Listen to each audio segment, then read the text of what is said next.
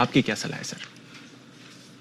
राजा महाराजा हाथी पे इसलिए बैठते हैं कि हाथी बड़ा है, जायंट है, और जब चलता है तो उस पे उसका मजा अलग ही होता है। लेकिन हाथी चलता है, भागता नहीं जी।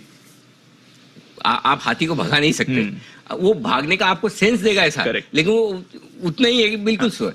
ये वैसा हाथी है। अंडरस्टूड। हाथी है मतलब बड़ा है, जायंट है, अच्छा है, सब कुछ बढ़िया है, लेकिन इक्विटी साइज बहुत बड़ी है, इसलिए ये मूव जल्दी नहीं करेगा। और 25-26 रुपए का तो सब लोग लेंगे। अब मैं पहले क्या अच्छी चीजें वो बता। जी सर।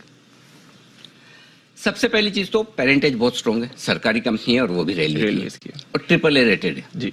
तो कहीं कोई कंपनी की बैलेंस शीट फाइनेंशियल्स को लेकर तो चिंता की बात ही नहीं। अंडरस्टूड। पहली चीज क्लियर है। दूसरी चीज, रेवेन्यू और प्रॉफिट की विजिबिलिटी अगले कई सालों तक बहुत क्लियर है। आराम से कंपनी पैसा कमाती रहेगी। नए ऑर्डर क्या माफ कीजिए, नया बिजनेस ना भी आए। अच्छा, बेसिकली ये कंपनी है ना, ऐसा समझ लीजिए कि इंडियन रेलवे की फाइनेंसर है। इंडियन रेलवे को जो पैसा चाहिए, सबसे ज्यादा पैसा यही अरेंज करके उनको देते हैं कि इंडियन रेलवे की रिक्वायरमेंट समझ लेते हैं, अच्छा आपको इतना पैसा चाहिए, हम लेकर आते हैं, अरेंज करके थोड़ा अपना मार्जिन रख देते हैं, आगे चढ़ा के दे देते हैं। तो वैसे चाहे तो मुझे कई बार मुझे ये भी लगता है कि अलग से कंपनी की जरूरत क्या है।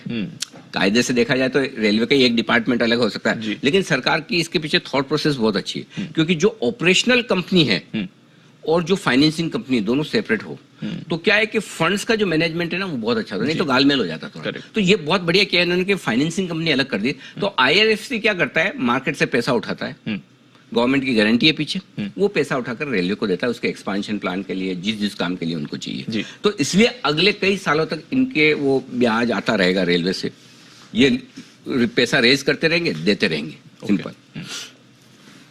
तीसरा, वैल्यूशंस। आमतौर पर जो फाइनेंसिंग कंपनियां NBFC हुई, बैंक्स, उनको आप प्राइस टू बुक वैल्यू पर एडजस्ट करते हैं।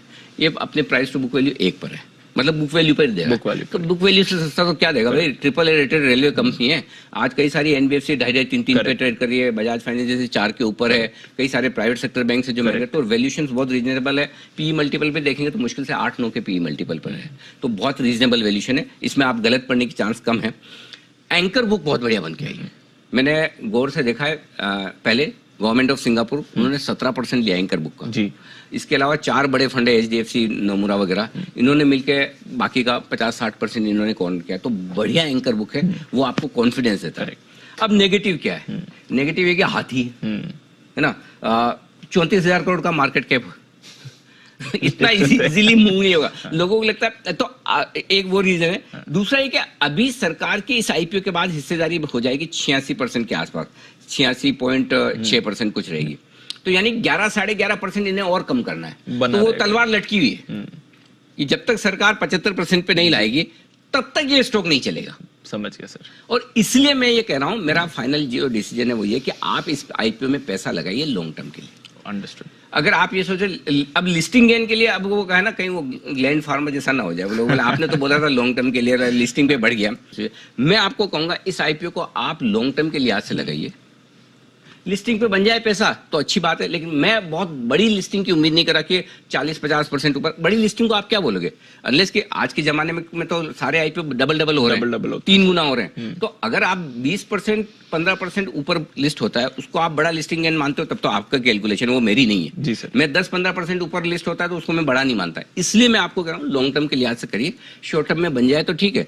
जो लोग FD में पैसा लगाते हैं उनके लिए सब्स्टिट्यूट है।